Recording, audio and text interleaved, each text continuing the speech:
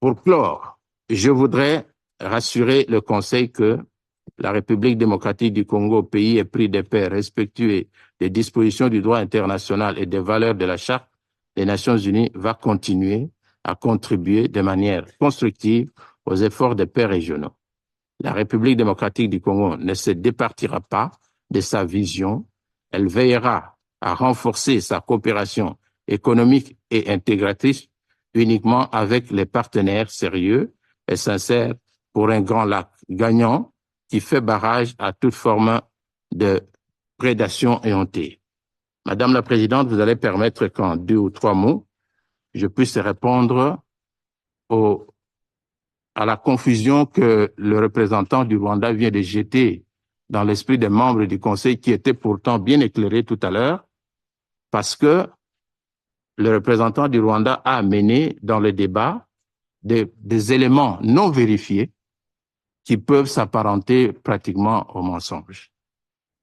Premièrement, s'agissant du génocide rwandais de 1994, parce qu'il a bien souligné que ce génocide a jeté ses conséquences sur le territoire de la République démocratique du Congo. Je voudrais souligner un certain nombre d'éléments par rapport à cela.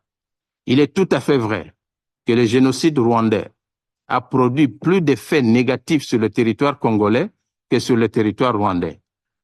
Pour une raison simple.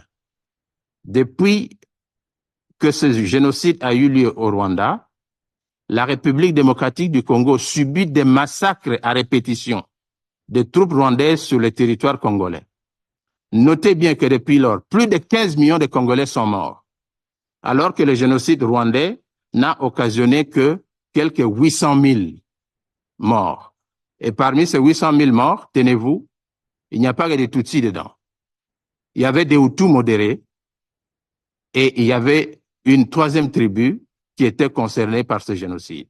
Donc, qu'on ne montre pas les gants pour dire génocide Tutsi tout simplement. C'est le génocide rwandais. Deuxièmement, les causes profondes du conflit, parce qu'on en parle.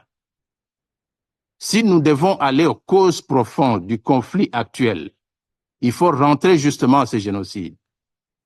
Mais le génocide ne commence pas par le génocide. Le génocide a commencé par un assassinat. L'assassinat du président rwandais Hutu de l'époque qui s'appelait Habyarimana. C'est là qu'a commencé le génocide. Et qui a été à la barre de cet assassinat?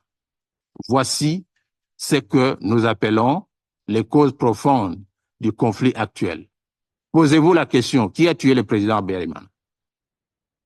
C'était au Rwanda, entre les Rwandais, et non pas en République démocratique du Congo.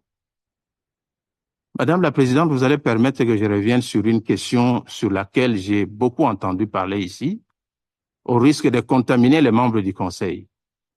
Les Wazalendo, parce qu'on en parle ici, on veut les assimiler à des forces négatives. Ça serait un mouvement très dangereux.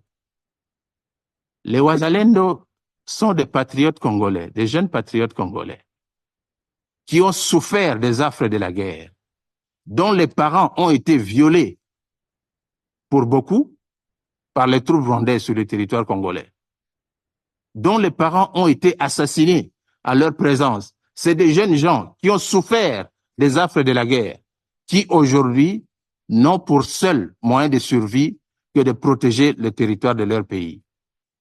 C'est aujourd'hui, vous avez suivi le rapport qui a été présenté tout à l'heure là par OCHA.